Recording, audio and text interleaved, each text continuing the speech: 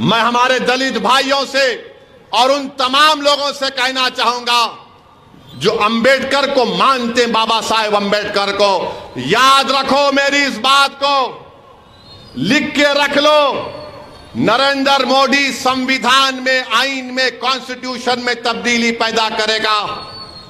ये जो आरएसएस के अपर कास्ट के लोग हैं वो कभी भी नहीं कबूल किए आईन को, क्योंकि उनको ये बात हजम नहीं हुई कि ये अंबेडकर जो अब तक जितने हिंदुस्तान में सियासतदान आए, अंबेडकर सबसे ज्यादा पढ़ा लिखा और काबिल था।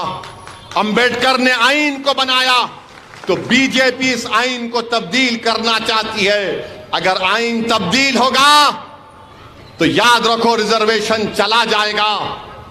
आईन तब्दील होगा तो अक़लियतों को आर्टिकल 29 और 30 का जो प्रोविजन है वो खत्म हो जाएगा।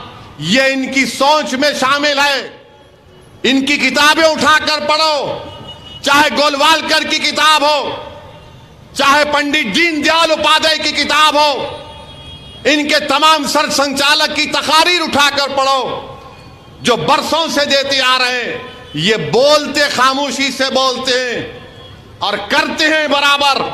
इसीलिए हम आपको अपील कर रहे हैं कि जो बीजेपी के खिलाफ 1 साल 2 साल नहीं, जिस जमात अपने 65 साल का सफर मुकम्मल कर चुकी है और 65 साल से मजलिस ने फिरका परस्त ताकतों का मुकाबला किया, तो संविधान को बचाने के लिए, आईन को बचाने के लिए और एक तारीख को बनाने के लिए 13 मई के दिन आप लोग अपना एक एक वोट